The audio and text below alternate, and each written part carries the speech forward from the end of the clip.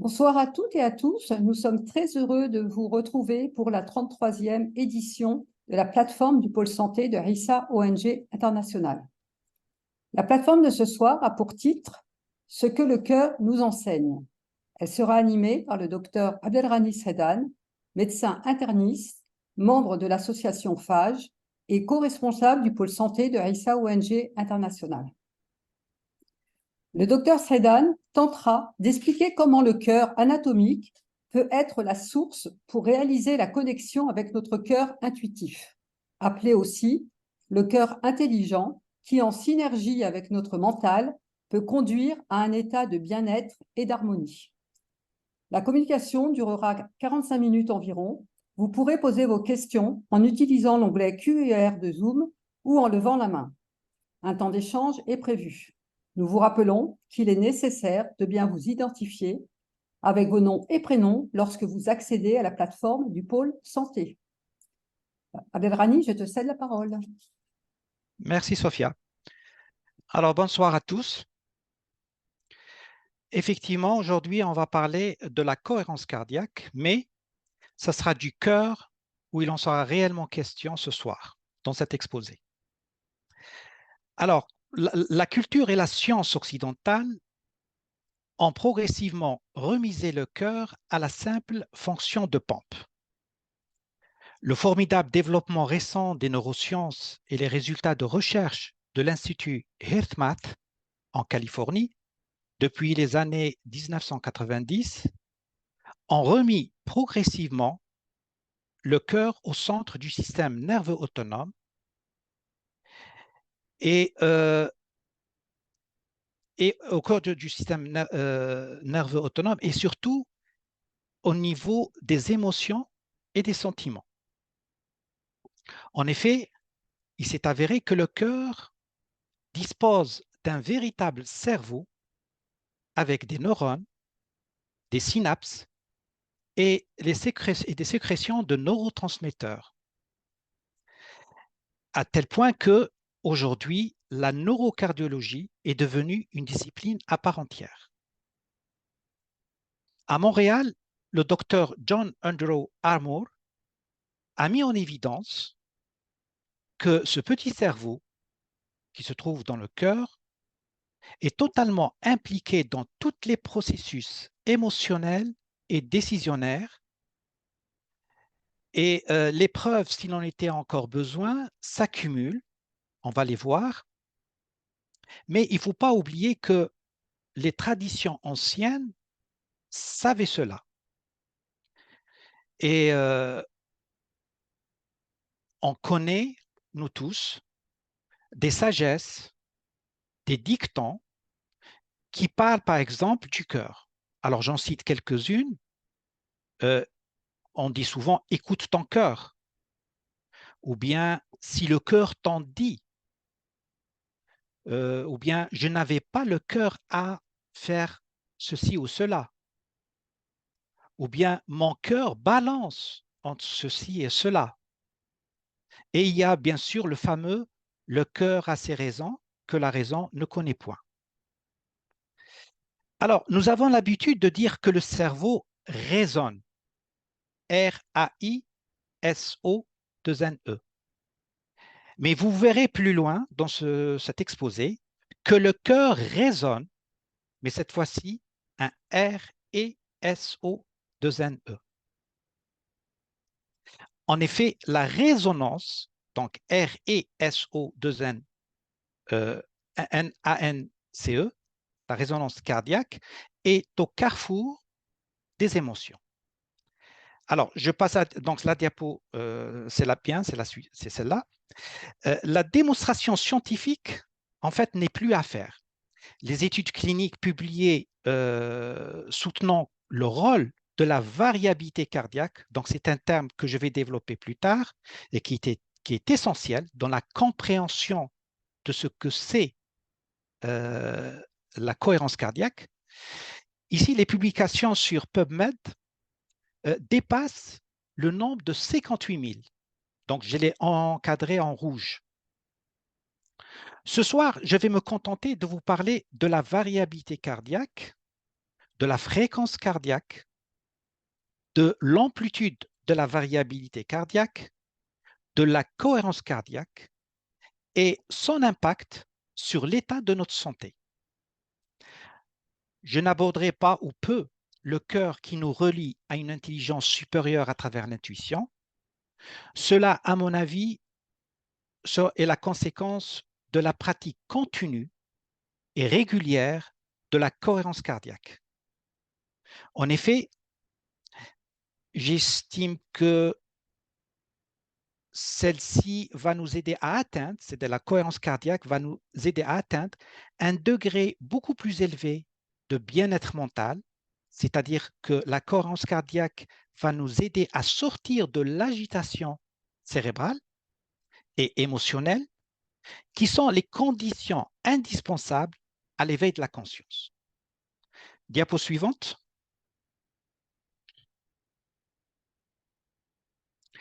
Alors, donc c'est des notions qu'il faudra qu'on comprenne.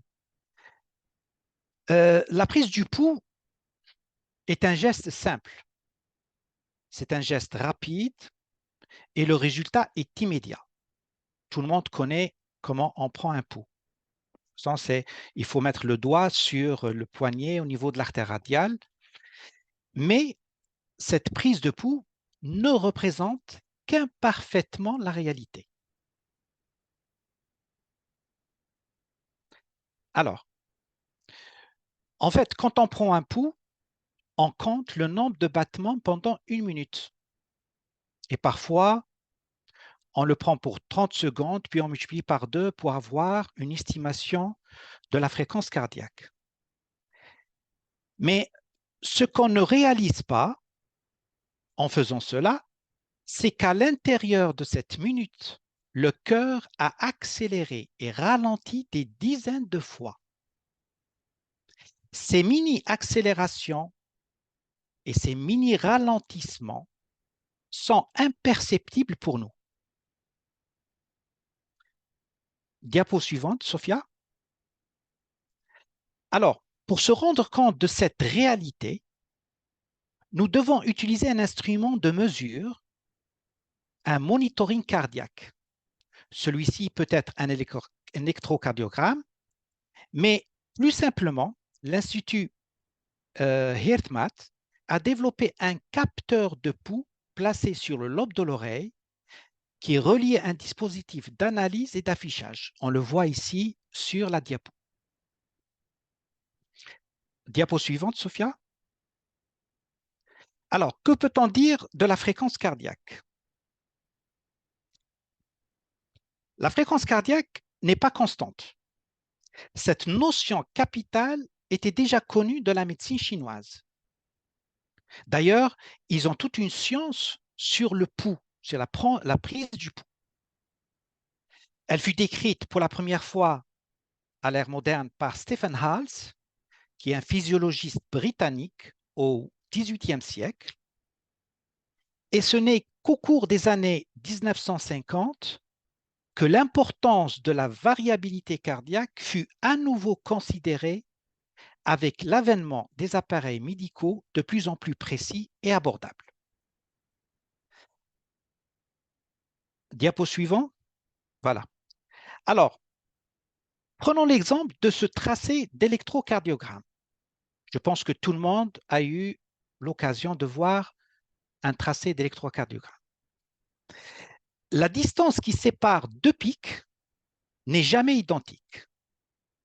Dans notre très court exemple qui figure sur la diapo, où il y a 4 battements, les intervalles sont respectivement de 600, 760 et 480 millisecondes.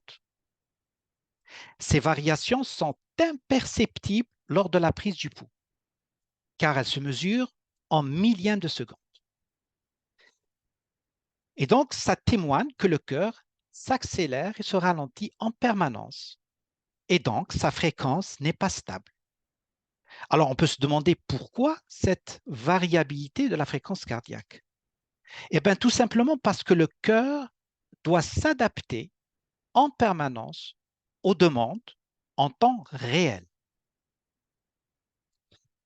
Diapo suivante, Sophia.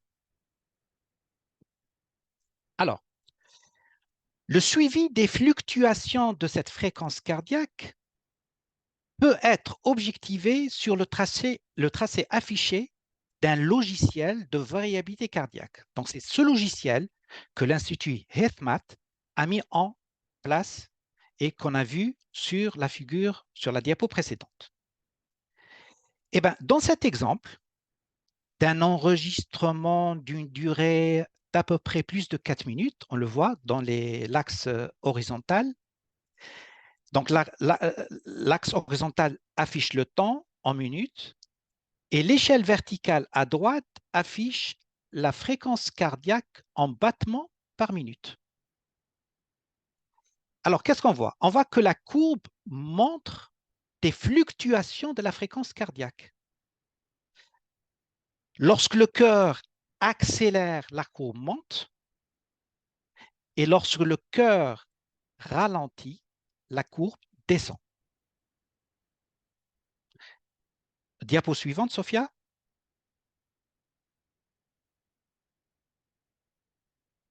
Examinons à nouveau la courbe de la variabilité cardiaque. Qu'est-ce qu'on peut voir? Ben, on constate que la fréquence cardiaque semble osciller entre un maximum et un minimum. C'est ce qu'on appelle l'amplitude de la variabilité cardiaque. Et cette amplitude de la variabilité cardiaque est un témoin de la capacité d'adaptation au changement de l'environnement.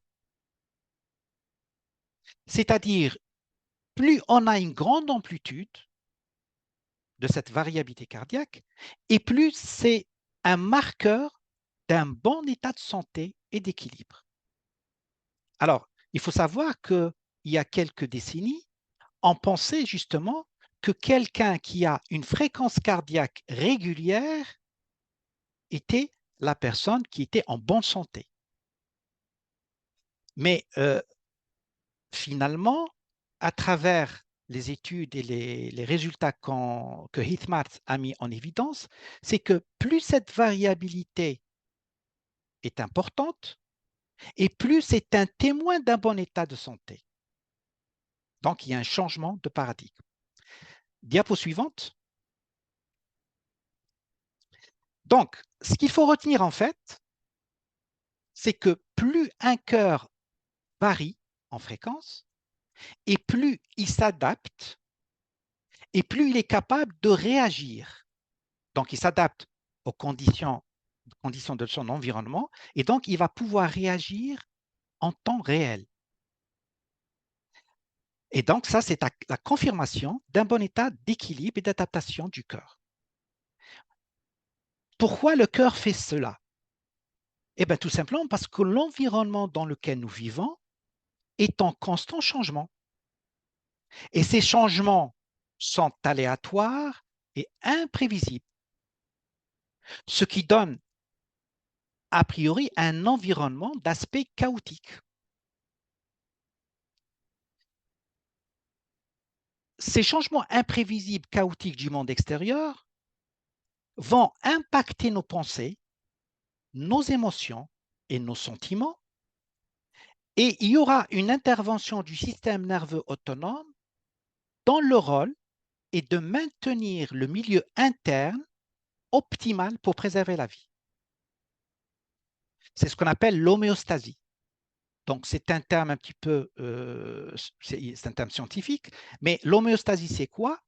C'est en fait la capacité d'un être vivant à maintenir son milieu intérieur en équilibre au sein d'un environnement qui est changeant et instable. Donc, ça veut dire quoi?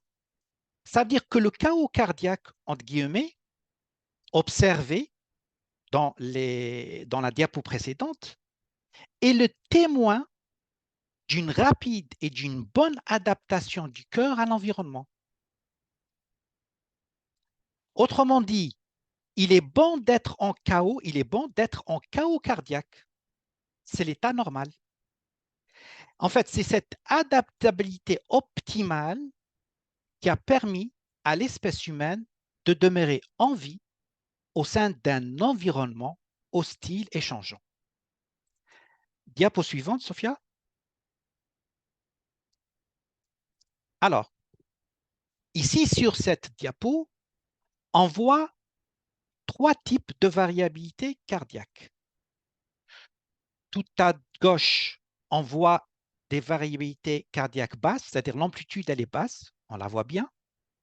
Au milieu, on voit un tracé de variabilité cardiaque moyenne et à l'extrême droite, un tracé avec une variabilité élevée. Donc, je pense que maintenant, vous savez comment distinguer les amplitudes de variabilité cardiaque. Hein. On voit bien que à droite, l'amplitude est très importante par rapport à celle de gauche. Les études, justement, alors, ce qui est important, non, tu laisses, Sophia, tu laisses la diapo. Donc, les études ont démontré que cette variabilité cardiaque est corrélée à l'espérance de vie, toute cause de mortalité confondue. Alors, c'est quoi l'espérance de vie? Je rappelle la définition de l'espérance de vie. C'est la durée moyenne de la vie humaine dans une société donnée.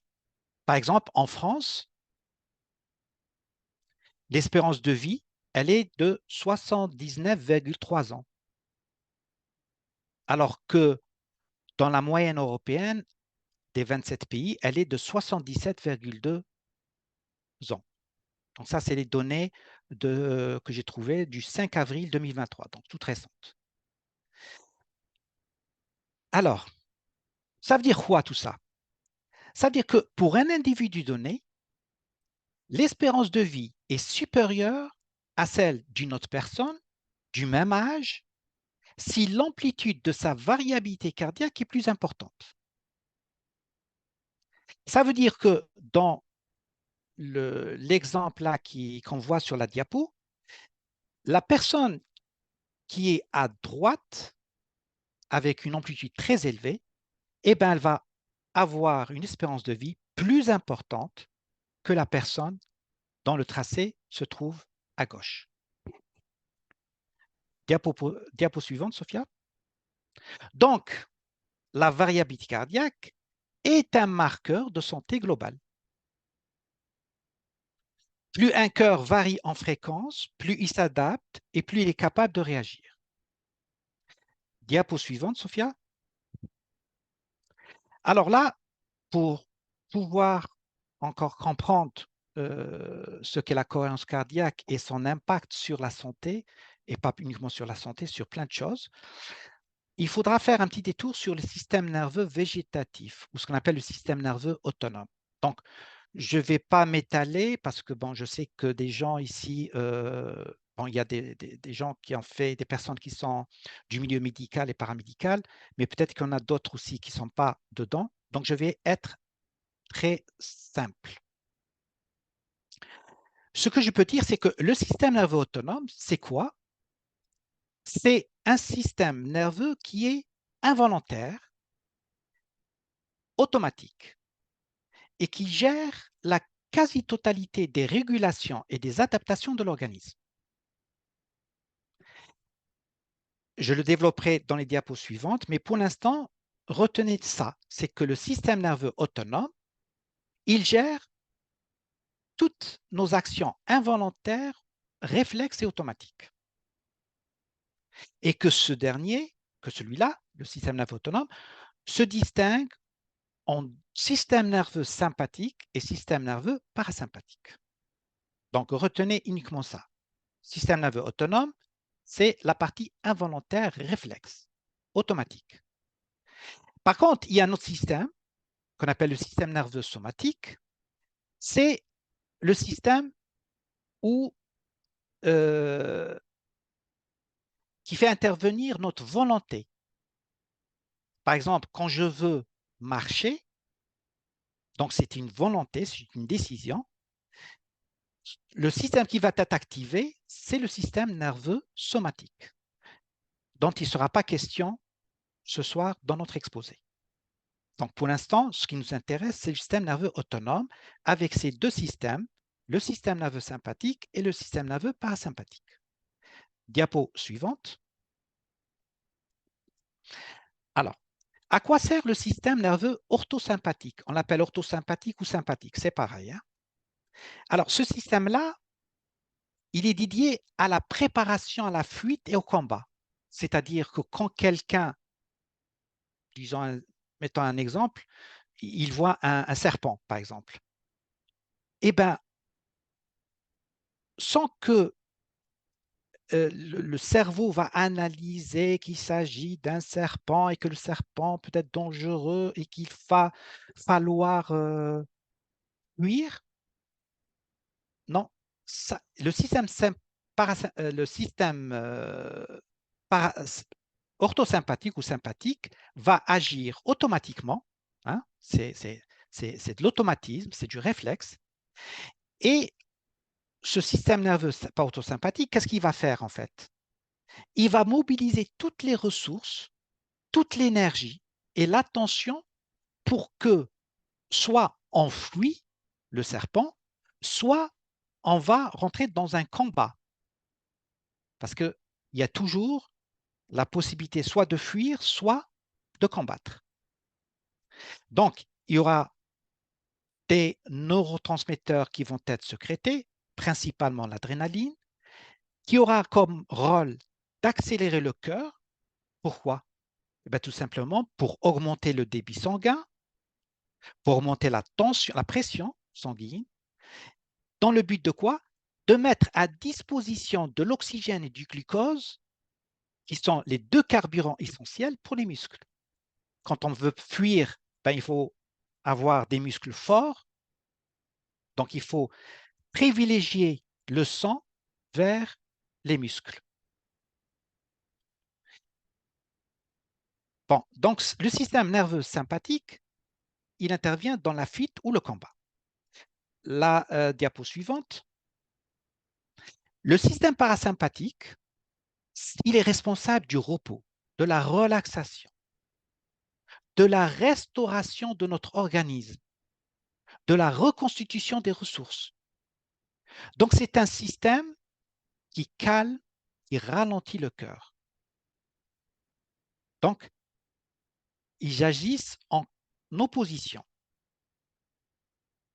Et donc, la nature est bien faite, hein, parce qu'on ne peut pas toujours être en action sous l'effet du sympathique, comme on ne peut pas être uniquement sous l'action du parasympathique, avec le calme. S'il n'y avait que le parasympathique qui fonctionnait, ben, le jour où il y a une voiture qui risque de nous rentrer dedans, ben, on ne réagira pas. Donc, c'est deux systèmes qui sont indispensables et qui sont involontaires de notre volonté pour justement pourvoir à toutes les choses imprévisibles. Diapo suivante. Alors c'est quoi la cohérence cardiaque? Eh bien, la cohérence cardiaque, retenez, c'est un état particulier de la variabilité cardiaque qu'on a vu précédemment. Donc maintenant, je pense que vous connaissez c'est quoi la variabilité cardiaque.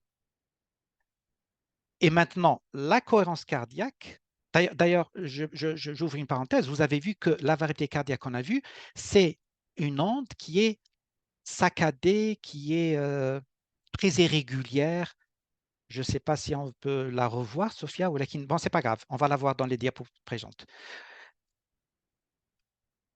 Par contre, la cohérence cardiaque, elle est caractérisée par un état particulier de cette variabilité cardiaque. On va la voir. Diapo suivante. Alors, il n'y a pas mieux qu'un exercice. Malheureusement, on n'est pas ensemble, mais on va faire un exercice, on va imaginer un exercice virtuel. Hein. Alors, imaginons une table, un ordinateur, deux chaises face à face, la vôtre et la mienne, assez proches. Alors, vous vous mettez à l'aise, vous vous détendez et on va faire une démonstration. Diapo suivante, Sophia. Donc, je place sur le lobe de votre oreille un petit clip relié par un fil à l'ordinateur qui est sur la table. Vous êtes calme, en position assise, attentive, pas de bruit, pas de stress ou peu. Et puis, nous enregistrons votre fréquence cardiaque depuis 1 minute et demie environ. On va faire l'enregistrement pendant 1 minute et demie. Et puis, j'imagine avec vous la forme de la courbe. Et certainement, elle va ressembler probablement à celle-ci, c'est-à-dire la diapo suivante, Sophia. Bon, on va avoir un enregistrement pareil, c'est ce qu'on appelle la variabilité cardiaque. C'est vraiment les schémas qu'on a vus précédemment.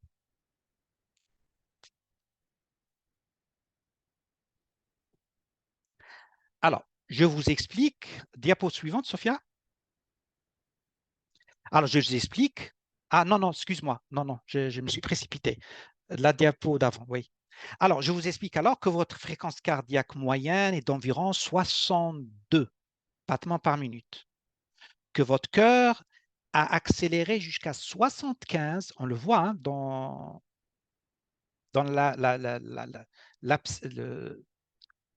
comment on appelle ça, l'abscisse.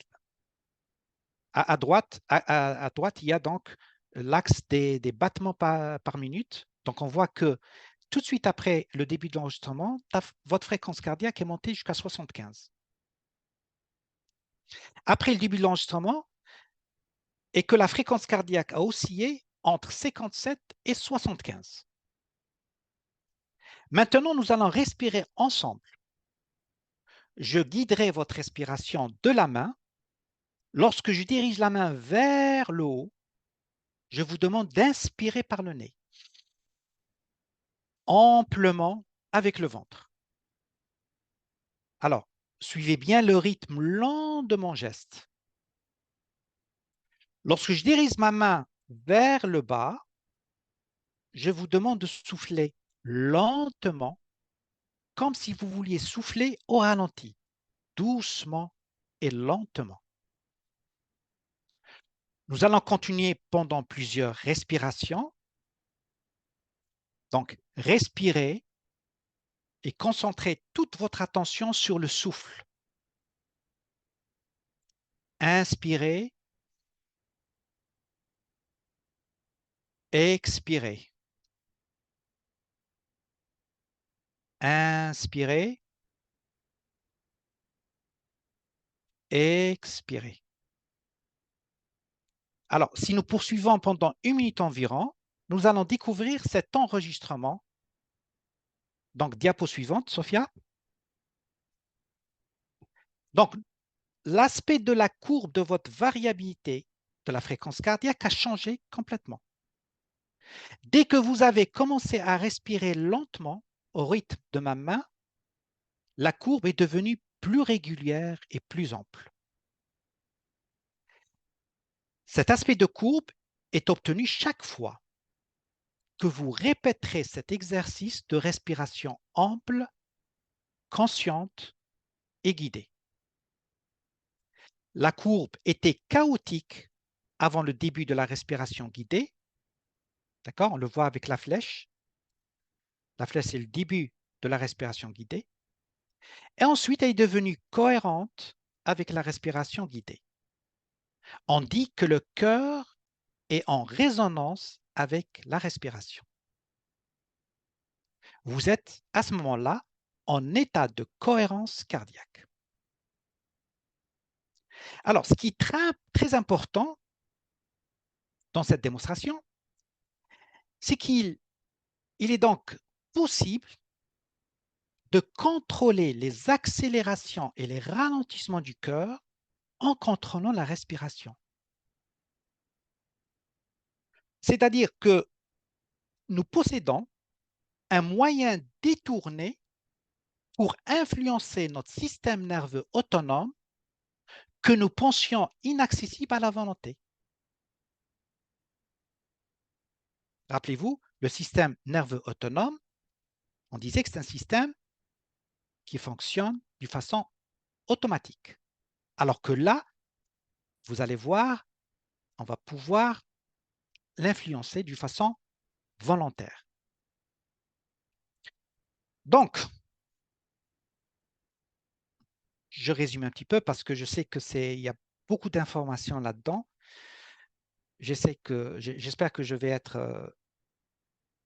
vais pouvoir passer le message. Le système nerveux autonome, qui est notre pilote automatique, c'est-à-dire c'est lui qui gère toutes les régulations automatiques de notre corps. C'est-à-dire, on ne s'en charge pas.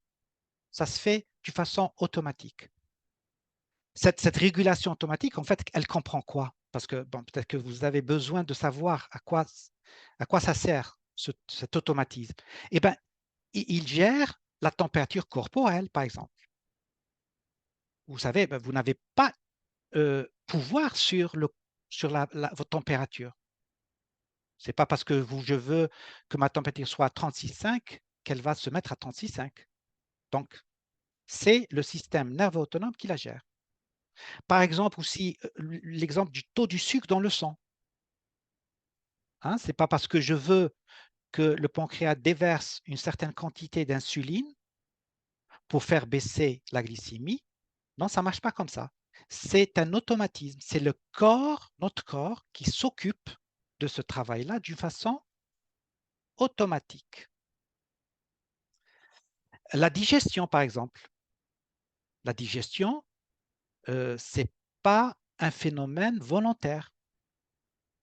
Les niveaux de toutes les hormones, toutes nos hormones sont déversées dans le sang en dehors de notre volonté. Les phases de veille et de sommeil, ça intervient aussi. La sensation de faim et de satiété, la fréquence respiratoire, le poids corporel. Eh oui, même le poids corporel est sous la dépendance du système nerveux autonome. Les cycles menstruels,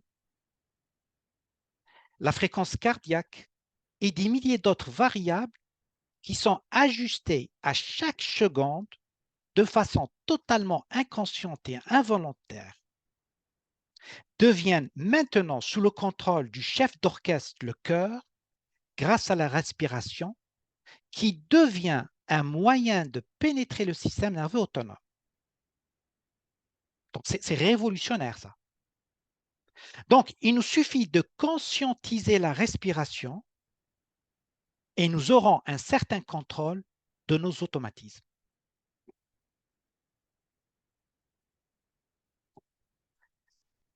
Alors, j'ouvre une petite parenthèse en disant que dans nos études de médecine, on a appris que le cœur, au niveau histologique, est fait de fibres musculaires striées.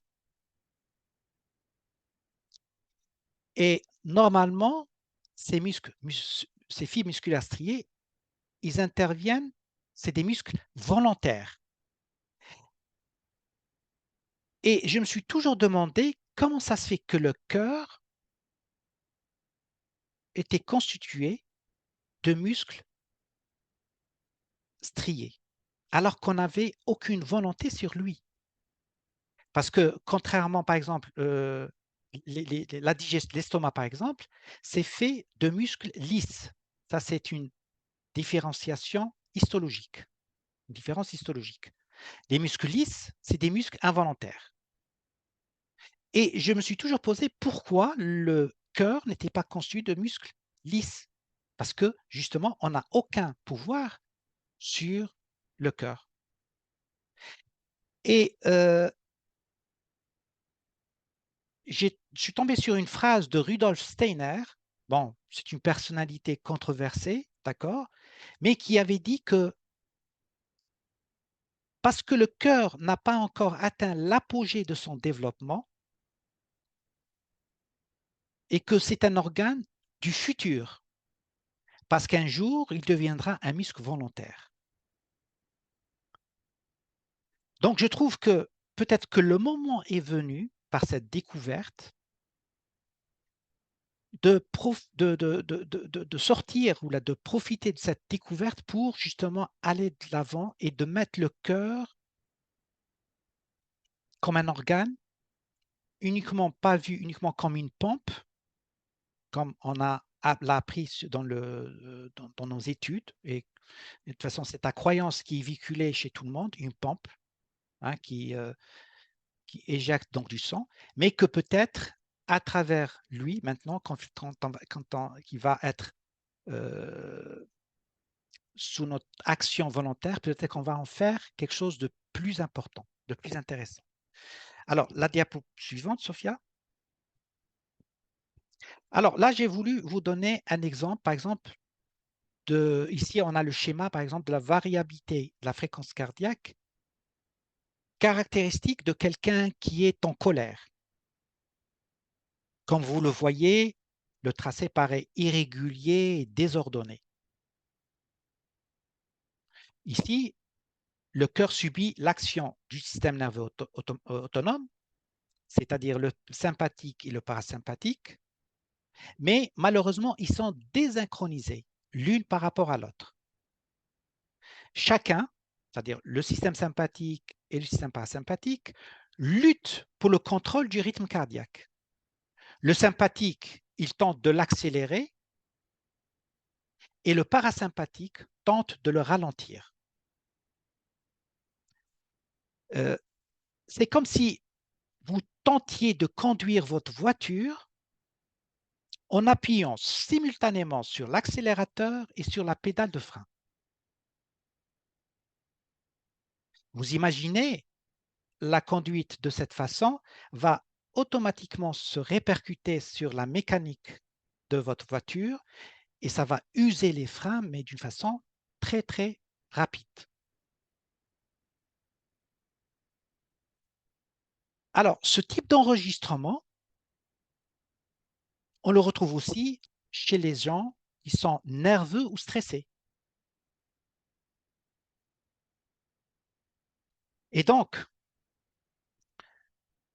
avec ce rythme-là, nous créons un rythme désordonné qui va engendrer à la longue une hypertension artérielle et une augmentation du risque de maladies cardiaques et d'infarctus.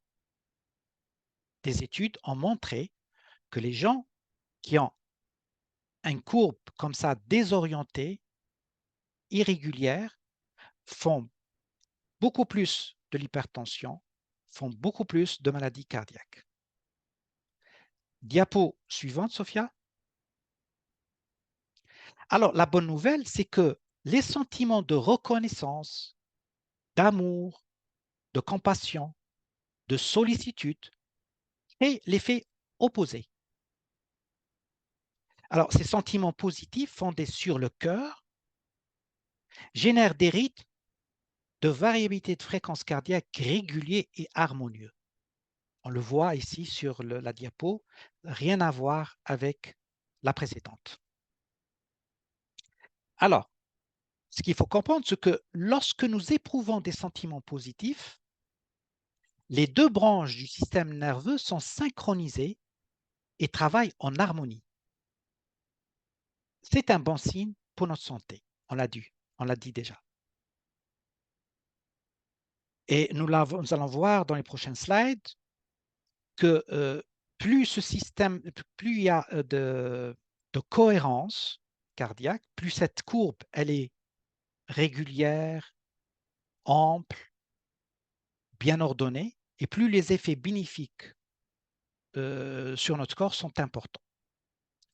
Essentiellement sur l'augmentation de notre immunité et sur l'équilibre hormonal. Donc, à travers ces deux graphes, nous pouvons faire une conclusion très intéressante concernant la gestion du stress. Ça, c'est une des conclusions que j'aimerais bien que vous la compreniez. La gestion du stress repose sur la façon dont nous percevons les facteurs de stress dans notre vie. C'est-à-dire quoi? C'est-à-dire que ce ne sont pas vraiment les événements qui nous causent du stress, mais plutôt la perception que nous en avons. Par conséquent, le stress est le résultat de notre réaction à l'événement. Ce n'est pas l'événement en lui-même qui déclenche le stress. Nous pouvons donc le contrôler. Donc, ça veut dire quoi? Ça veut dire qu'on va passer du statut de victime au statut de responsable. C'est-à-dire, je l'exprime autrement, avant cette découverte de l'action de la respiration sur le cœur, c'était les facteurs extérieurs qui agissaient sur le système nerveux autonome et qui agissaient sur le cœur. Donc, le cœur subissait cette désynchronisation de nos systèmes autonomes. Avec la respiration et la cohérence cardiaque, c'est le cœur qui va devenir le chef d'orchestre.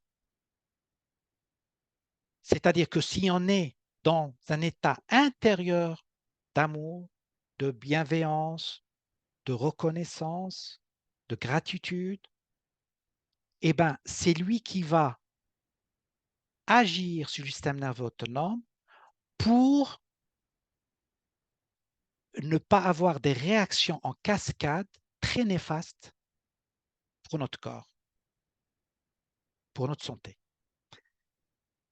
Diapo suivante, Sophia. Alors, il y a aussi une notion d'entraînement que j'aimerais bien vous en dire un petit mot. Au XVIIe siècle, un inventeur européen du nom de Christian Huygens était très fier de son invention de l'horloge à pendule. C'est lui qui a créé l'horloge à pendule. Et il entretenait une jolie collection de ces horloges dans son studio. Et un jour, alors qu'il était au lit, il remarqua une chose étrange. Toutes les pendules oscillaient à l'unisson, même s'ils n'avaient pas été lancés ainsi. Alors, il décida de les relancer avec des oscillations différentes, mais à son grand étonnement, les pendules reprirent leur synchronisation. Et à chaque fois qu'il brisait cette synchronisation, les pendules se resynchronisaient de nouveau. Diapo suivante, Sophia. Alors là, je vais vous expliquer. Lorsque deux horloges sont accrochées côte à côte sur le même mur, leurs pendules en viennent graduellement à osciller en harmonie. Dans cet état, elles génèrent le schéma ondulatoire illustré ci-dessus.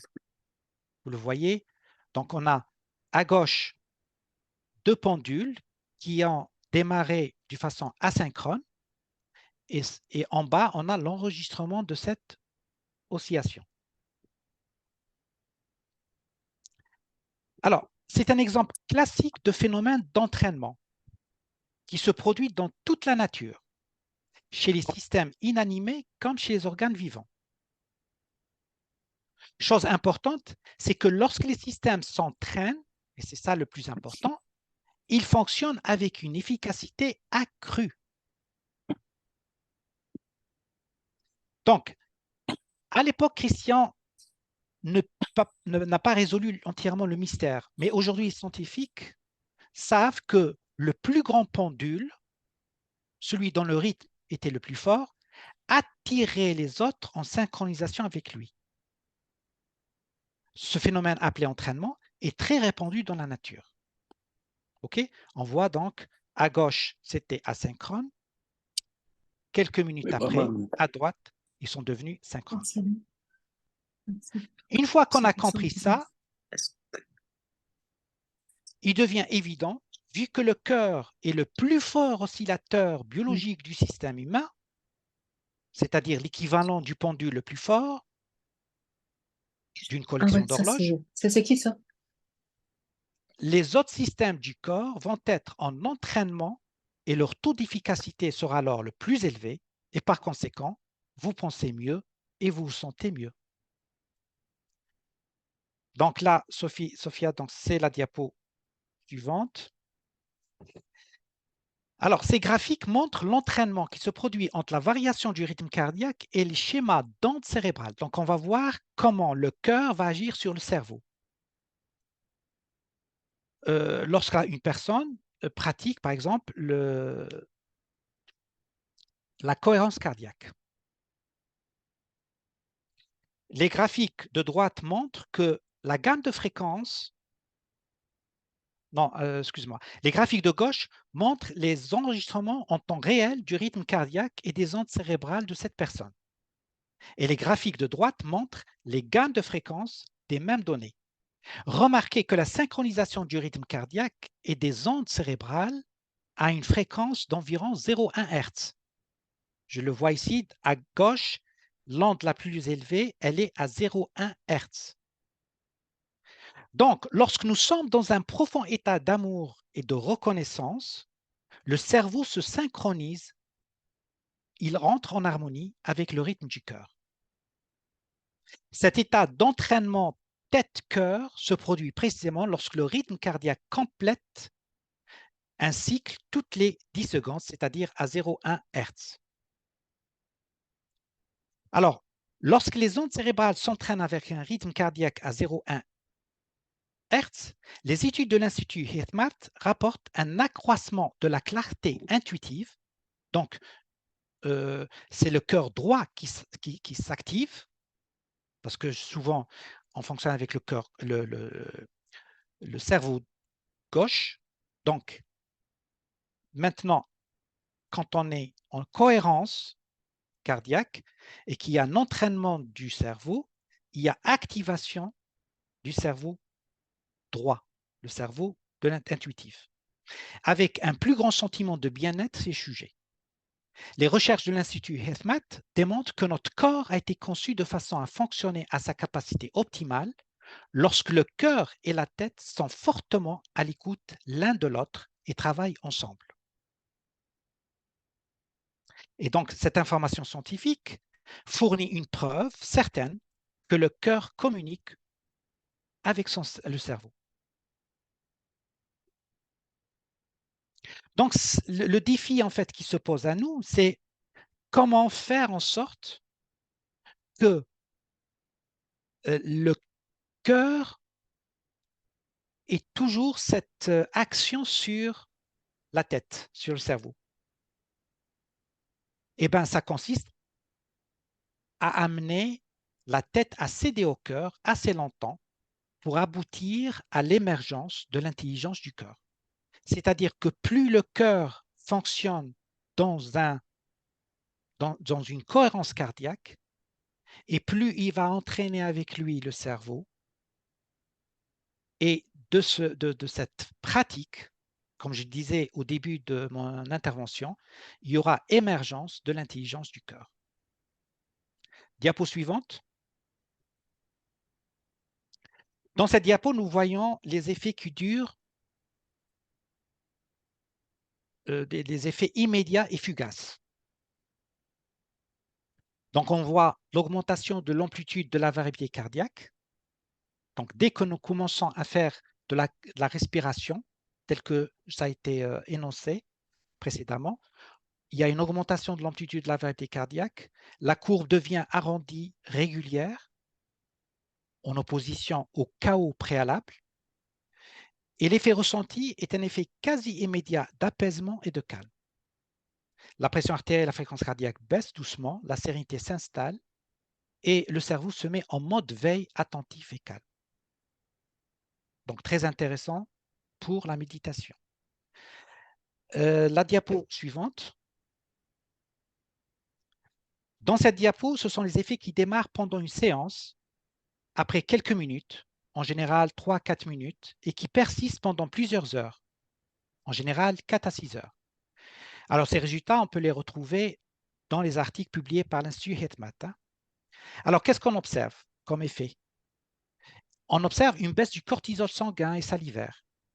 Je rappelle que le cortisol est la principale hormone de défense sécrétée pendant un stress Et c'est l'action de la cohérence cardiaque sur le cortisol qui explique une grande partie des effets de cette pratique sur le stress.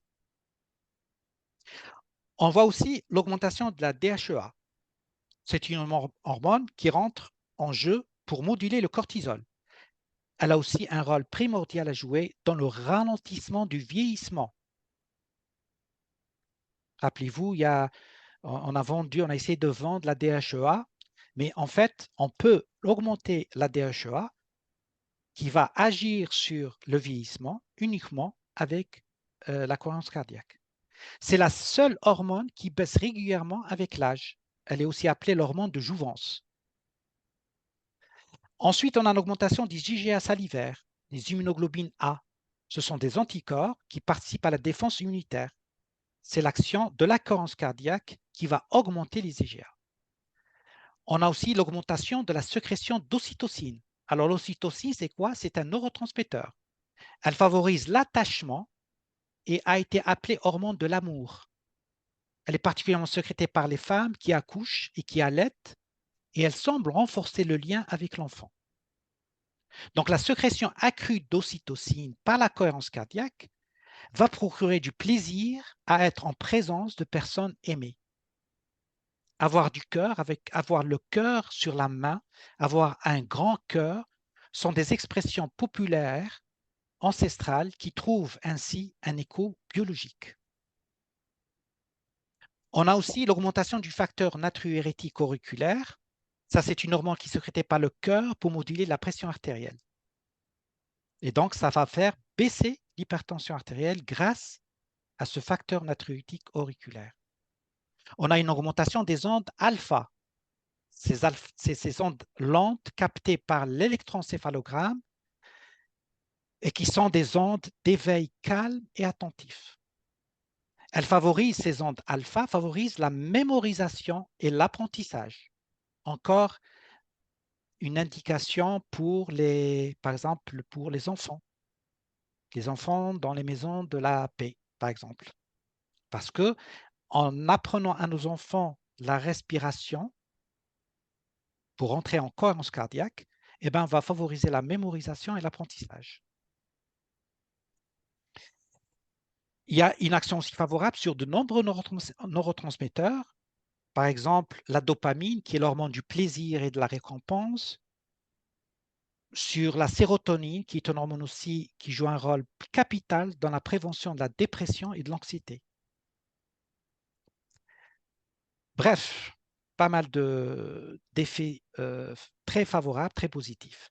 Diapo suivante. Maintenant, on va voir les effets à long terme. Comme j'ai dit, pour avoir un effet à long terme, il faut pratiquer cette respiration plusieurs fois par jour pour cumuler les effets. Tous les effets détaillés ici après, plutôt dans les diapos précédentes, surviennent par une pratique régulière quotidienne, selon le programme du 365 qu'on va voir bientôt. Donc, les effets bénéfiques apparaissent en moyenne 7 à 10 jours après avoir débuté une pratique régulière de cohérence cardiaque. Ils persistent dans le temps et durent plusieurs semaines après l'arrêt de la pratique. On a par exemple une diminution de l'hypertension artérielle pour les hypertensions légères à modérées. Cette diminution est à présent reconnue comme étant un traitement intéressant avant la mise en place de médicaments. Il y a aussi une diminution du risque cardiovasculaire. Il y a une diminution de l'anxiété et de la dépression, une meilleure régulation du taux de sucre chez les diabétiques, une réduction du périmètre abdominal et perte de poids chez les personnes obèses, une meilleure récupération à l'effort pour les sportifs. Et d'ailleurs, la pratique de la cohérence cardiaque existe dans le milieu du sport de haut niveau depuis de nombreuses années. Ce fut d'ailleurs l'une des toutes premières applications de la cohérence cardiaque. Il y a l'amélioration de la concentration et de la mémorisation. Il y a une diminution des troubles de l'attention et de l'hyperactivité. Meilleure tolérance à la douleur, diminution de la douleur. Les effets sont particulièrement nets pour les douleurs neurologiques, comme la migraine, les sciatiques et les névralgies. Amélioration même de la maladie asthmatique et une réduction de l'inflammation pathologique. Diapo suivante.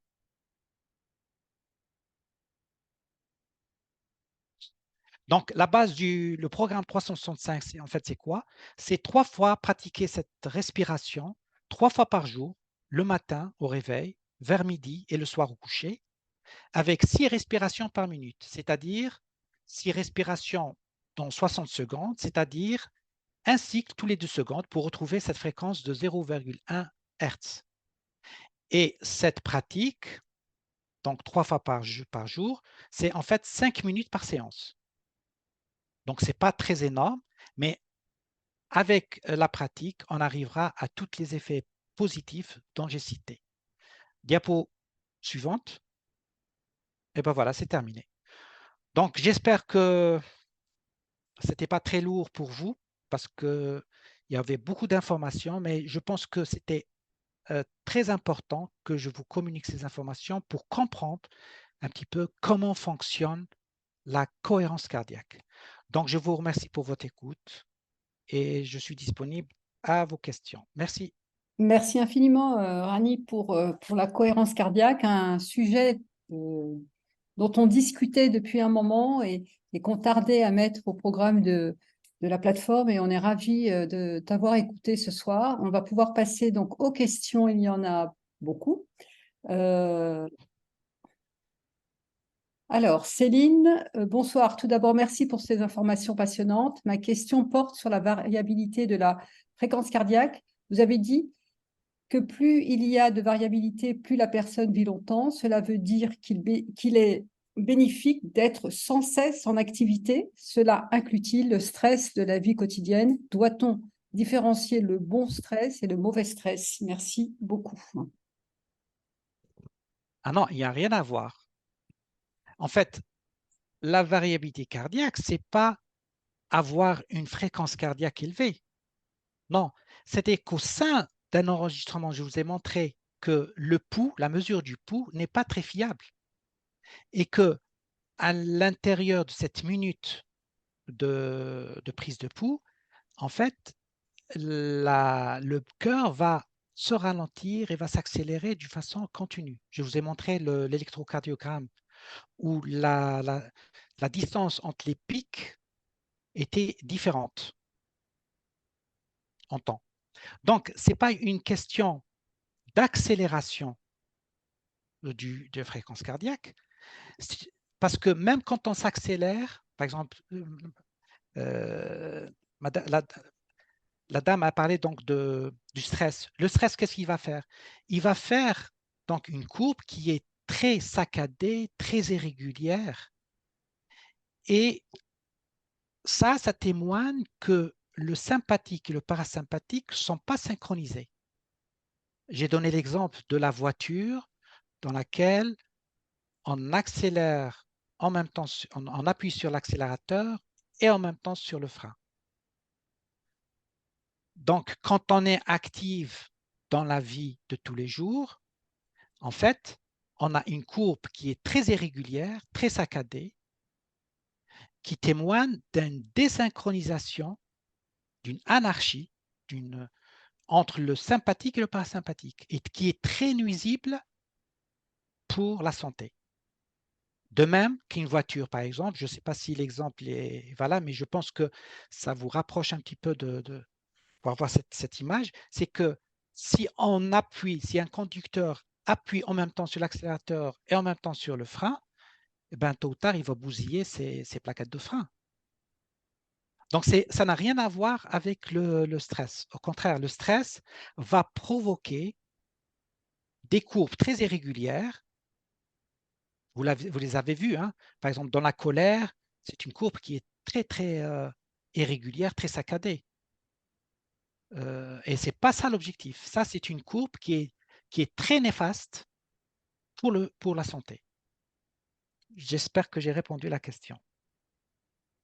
Alors, une autre question d'Ali Béziane. Y a-t-il un lien entre ces découvertes scientifiques et les techniques de respiration consciente pratiquées depuis des siècles par certaines voies soufis et dans le yoga? Oui, tout à fait. Alors, mais le problème, c'est que j'ai vu le témoignage d'un responsable d'un centre de médecine holistique qui pratiquait la méditation. Mais malheureusement, quand c'est pour ça que je m'adresse à mes collègues du pôle santé, c'est pour ça que je trouve que l'appareil que vous avez vu tout à fait sur les diapos, là, avec la pince au niveau du lobe de l'oreille, est très importante. Parce que cette dame-là, responsable donc du centre de médecine holistique, qui pratiquait la méditation, elle s'est rendue compte en fait que même chez certains méditants, ils n'étaient pas en cohérence cardiaque. Donc, ça veut dire quoi? Ça veut dire que effectivement, dans la logique des choses, les méditations peuvent aboutir à cette cohérence cardiaque. Encore faut-il qu'elle soit confirmée par un enregistrement, seulement par cet appareil-là, pour être sûr qu'on respire de la meilleure façon. En tout cas, moi, c'est ce que je pense. Merci Rani. Donc une autre question. Alors ZZS, je ne sais pas si c'est un nom ou un prénom. Merci de tout cœur pour cette excellente présentation. Est-ce que d'un point de vue philosophique, on pourrait faire un lien entre la notion de nefs, comme notre âme, et le tanafus, la respiration, et y voir une allusion à la réflexion entre ces deux notions? Le Créateur nous enseigne que notre âme a été égalisée, sawaha, wa nafsin wa ma sawaha. So, wow. Voilà. Retrouver notre respiration équilibrée aiderait à l'ascension de notre âme, esprit, cœur. Écoutez, moi j'ai présenté donc ça comme un scientifique, comme un médecin. Donc, je ne saurais pas peut-être répondre très, très bien sur le côté spirituel, mais ce que je peux dire, c'est qu'il s'avère que la respiration joue un rôle primordial. Et toutes les traditions, ont toujours donné une importance capitale pour le souffle. Le souffle. Et que la respiration, c'est quoi en fait? C'est une inspiration, donc une extension, et puis une expiration, une rétraction. Ici, on réfléchit bien, eh ben, toute la vie fonctionne ainsi.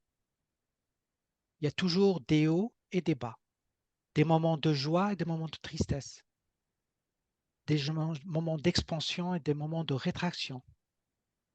Donc,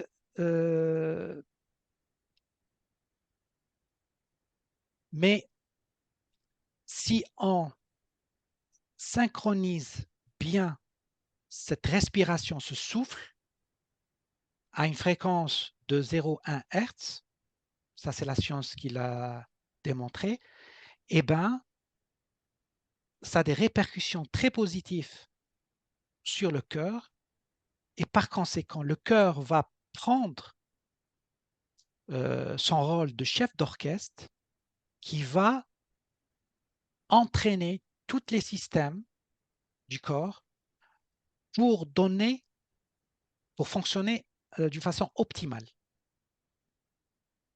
Voilà, c'est tout ce que je peux dire à ce sujet-là.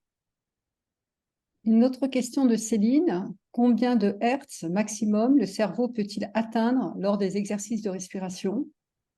Cette fréquence est-elle reliée à notre connexion avec le divin? Je ne saurais pas répondre à ces questions-là. C'est que la question, c'est que je pense que, en tout cas en ce qui me concerne, je fais des constatations, c'est-à-dire, et la science est comme ça, c'est on fait des expériences et on constate. On a constaté, en tout cas l'Institut HeartMath a constaté que lorsque le cœur se met en cohérence cardiaque, il va entraîner le cerveau et surtout le cerveau droit. Et donc, on a accès à un autre versant de notre réalité. C'est-à-dire que l'intuition augmente, on devient plus sensible, plus calme, le cerveau s'agite moins. Et ça, je pense que, comme je disais à l'entrée de cet exposé, c'est les conditions favorables à l'éveil de la conscience. En tout cas, c'est tout ce que je peux dire à ce niveau-là. Alors, une remarque de ZZS, témoignage par expérience. Plus la vie avance et plus la confiance de faire des choix liés au cœur en suivant la vibration d'amour conduit à plus de stabilité où la joie prédomine dans le quotidien et permet de traverser le quotidien positivement. Ce n'est pas fou de suivre la raison dictée par le cœur. Merci pour la confirmation scientifique. Merci. En fait, l'homme est un être physique, un être mental, émotionnel et aussi spirituel. Et malheureusement, dans notre vie de tous les jours, il n'y a pas ce réalignement de ces trois êtres. J'espère qu'avec la cohérence cardiaque, en fait, en effet, les études nous ont montré qu'avec la cohérence cardiaque, il y a cet alignement entre le cœur, le mental, le corps, puisque tout devient, fonctionne à la façon optimale. Et donc, pourquoi pas le spirituel, puisque ces trois êtres physiques, mental, émotionnel s'alignent. Alors, Safia qui nous signale qu'il y a d'autres applis disponibles pour les 5 minutes qu'elle applique et qui agit efficacement sur Parkinson. Voilà, c'est un bon témoignage. Alors, une question de Rania. La cohérence cardiaque, est-ce qu'elle appelle la respiration du ventre, c'est-à-dire gonfler le ventre quand on inspire et le ventre rentre quand on expire? Point d'interrogation. Tout à fait. Ça, c'est la respiration abdominale. Et sur nos smartphones, on peut télécharger des applications de la cohérence cardiaque. Moi, j'en ai une sur mon téléphone, sur mon smartphone. Il faut le régler sur une durée de 5 minutes en mettant donc la fréquence à 6 respirations par minute. Non, pas 6 respirations par minute. Oui, c'est ça. 6 respirations, 6 cycles par minute. 6 cycles par minute. Et en égalisant l'inspiration et l'expiration. Parce que certains logiciels nous permettent aussi de mettre soit l'expiration plus lent que l'expiration, ou bien l'inverse. Moi, dans le modèle, le programme 365, il faut mettre 50-50. 50 un temps à égalité entre l'inspiration et l'expiration. J'espère que j'ai été clair. Alors, juste une question, Rani. Tout à l'heure, tu nous disais que sur les enfants, ça améliorait la mémorisation et l'apprentissage. Est-ce qu'on a fait des tests dans ces écoles de la paix ou ailleurs pour voir si ça avait des actions sur l'hyperactivité des enfants? Est-ce qu'il Alors y a moi, j'ai vu, tout à fait. Il y a des études qui ont montré ça. Et aujourd'hui, j'ai fait une consultation dans une école, donc des enfants, et je vous assure que j'ai vu, en fait, en les examinant, que leur cœur battait à la chamade, certainement parce qu'ils ont vu un médecin et qu'ils étaient impressionnés, mais j'imagine que... Et ça les a tétanisés.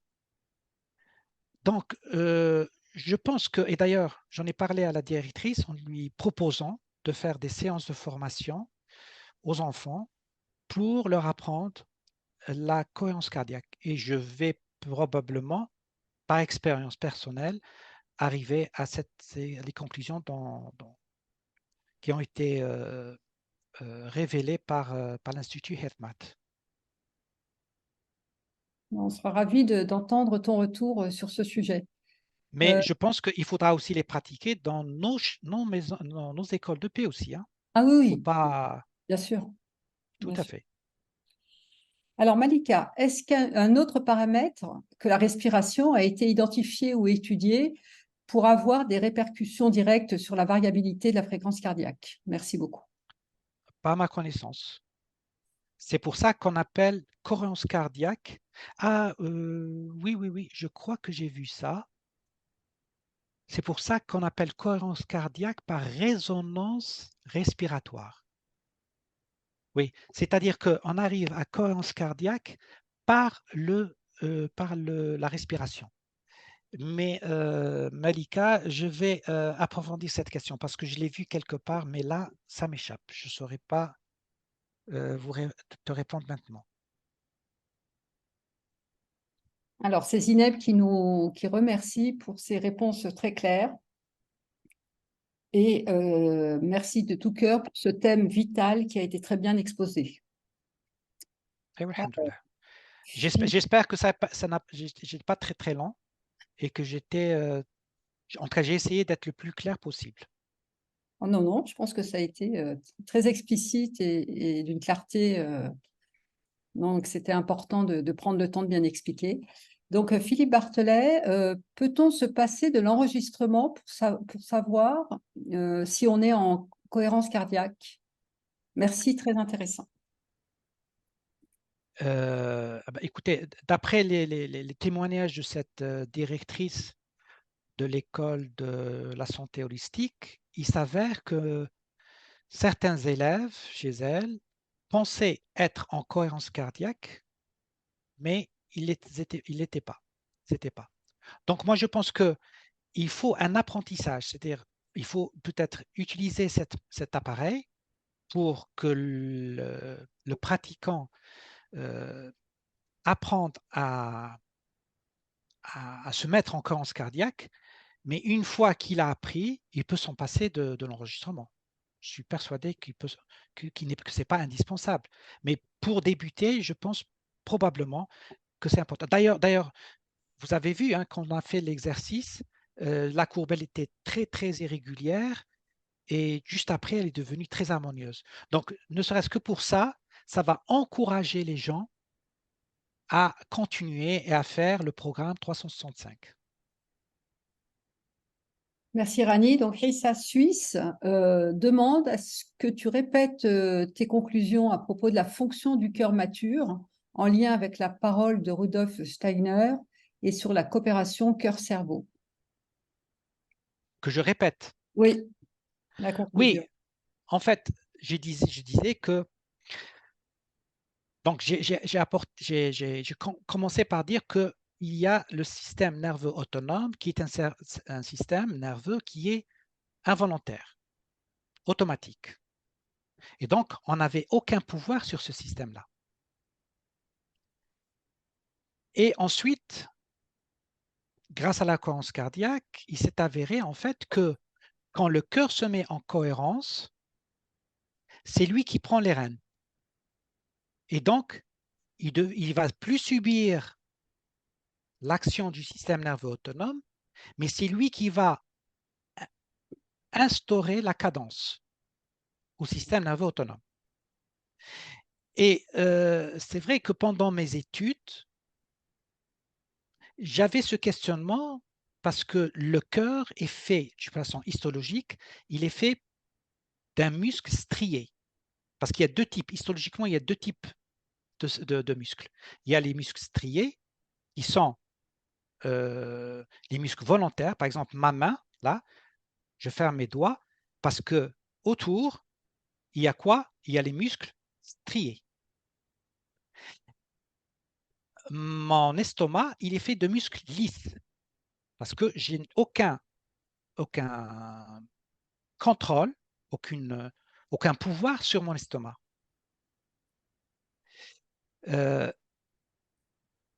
Et on nous a appris que le cœur était un muscle strié, donc un muscle volontaire. Et ce n'est pas normal, puisque on n'a pas un pouvoir sur notre cœur. Les battements cardiaques, on ne les maîtrise pas. Cette variabilité, a priori, on ne pensait pas pouvoir la maîtriser. Mais aujourd'hui, il s'avère qu'on a un contrôle sur le cœur, donc on peut détourner ce système nerveux autonome. Et Steiner disait que il viendra un moment où, parce qu'aujourd'hui, on n'est pas mature, l'humanité n'est pas arrivée à maturité, et qu'il viendra un moment où l'humanité va pouvoir contrôler ce cœur. En tout cas, moi, j'ai fait le rapprochement, donc je ne sais pas si ce rapprochement est valable ou pas, mais j'ai fait le rapprochement. Merci Rani. Nous allons pouvoir passer on va donner la parole à Mansour qui l'a demandé depuis un moment. Si on pouvait, voilà. Mansour, ouvre ton micro. Tu as le. Bonsoir, bonsoir tout le Bonsoir. monde. Bonsoir, monsieur. Merci, c'est Abdelghani. Merci mon frère pour cet exposé. C'est vrai que tu nous as fourni beaucoup d'informations. Je souhaiterais juste contribuer par rapport à ce cerveau, comme tu l'as qualifié, ce cerveau du cœur. Toutes les cellules du corps humain se renouvellent. Chacune a une durée de vie. On va citer par exemple les hématies, les globules rouges. Elles sont fabriquées par la moelle osseuse, elles vivent 120 jours, elles finissent leur mission, elles vont périr dans la rate, le cimetière du corps. Même le squelette, on change de squelette tous les 5 ans, sauf les cellules cérébrales. Toutes les cellules du corps humain sont périssables et renouvelables, sauf les cellules cérébrales. Cellules cérébrales qu'on trouve dans le cerveau, bien sûr, mais surtout aussi l'information capitale, c'est qu'elle se trouve aussi au niveau du cœur. Certaines en concentration beaucoup moins importante, je veux dire, mais elles s'y trouvent. Et ça nous renvoie un petit peu, parce que oui, il faut toujours se rapporter aussi à notre tradition, ça nous renvoie vers toute la poésie mystique, où on évoque le fouad, l'intériorité, le cœur, le qalb. Hein. Prenez mon cœur et fouillez-le. Si vous trouvez autre que vous, éloignez-vous de moi. Si vous vous y trouvez, rapprochez-vous de moi. خذوا فؤادي وفتشوه وقلبوه كما تريدوا فإن وجدتم فيه هواكم عالي يزيد الرضوان زيدوا وإن وجدتم فيهم سواكم عالي يزيد البعاد زيدوا. Bon. ولكم فؤادي وجوارحي ومهجتي وجوارحي, et vous avez mon cœur et mes sentiments et mes viscères. Et donc, cette notion qui nous rattrape à chaque fois dans la tradition soufie, ça c'est pour répondre un petit peu à la deuxième personne qui vous a posé la question. C'est pas pour te poser des questions, c'est juste pour contribuer un petit peu, pour partager avec l'assistance un peu aussi autre chose, le souffle et le rythme cardiaque, la respiration et le rythme cardiaque, ce lien que nous retrouvons aussi dans la tradition mystique.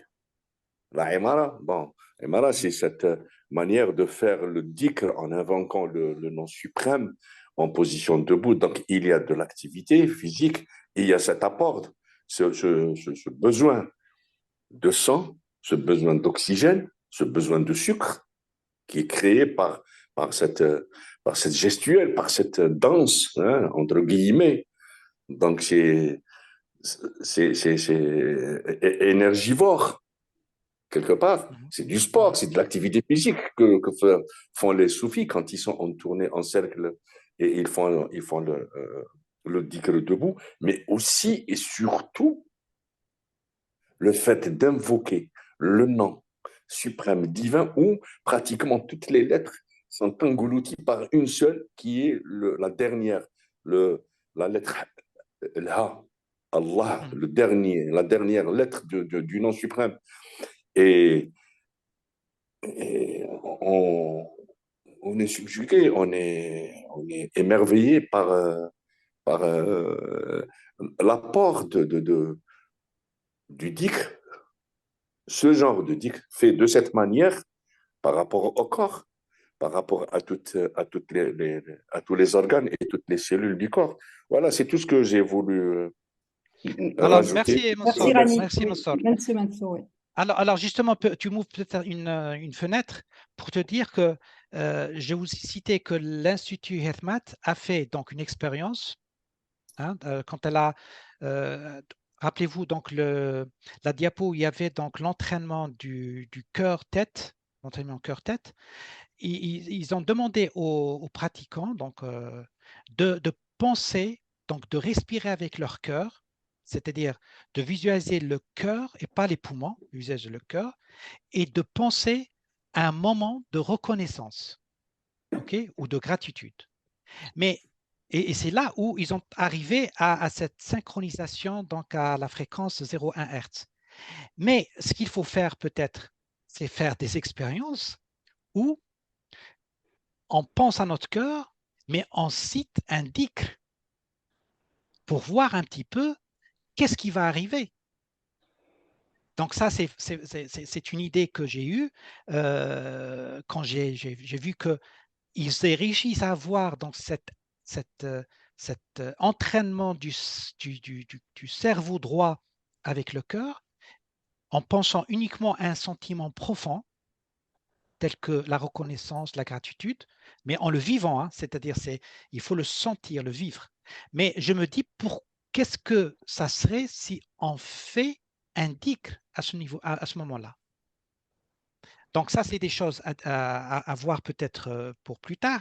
Et n'oublions pas que on n'a parlé que de la connexion neuronale entre le cœur et le cerveau, mais il ne faut pas oublier que le cœur génère un champ électrique, et qui dit champ électrique, donc je dis un champ électromagnétique, qui est 500 fois supérieur à celui du cerveau et qui peut se mesurer à une distance de 1,5 mètre tout autour de la personne.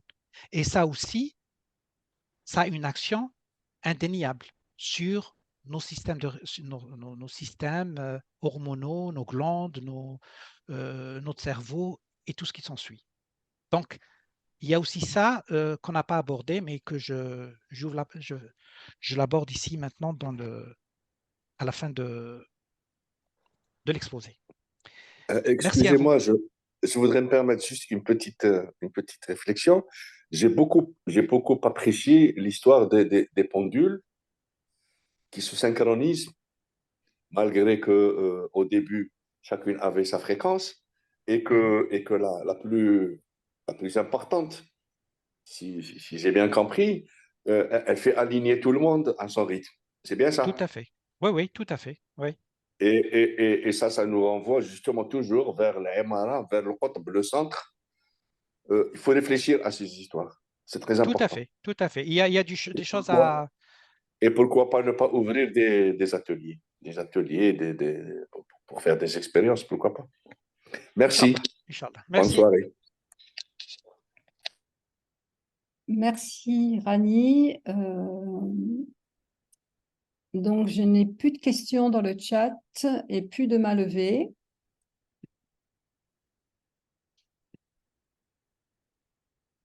De toute façon, on est à 1h30, Sophia. Je pense qu'il est temps de clôturer. Effectivement, Sophia? oui, Oui. oui. OK.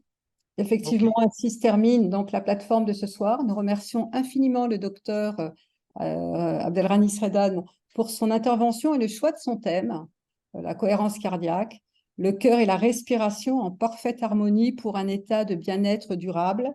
Et je retiendrai la relation, le lien tête-cœur qui communique à l'unisson pour c'est un bon exemple de faire ensemble pour une harmonie et on en a bien besoin aujourd'hui. La prochaine plateforme du pôle santé est prévue le 9 novembre à 21h et sera animée par Azedine Hamoum, psychanalyste, qui nous parlera de ce qu'est le sentiment de la honte et comment en sortir. Nous vous remercions infiniment pour votre écoute et votre présence. Nous vous souhaitons une très bonne soirée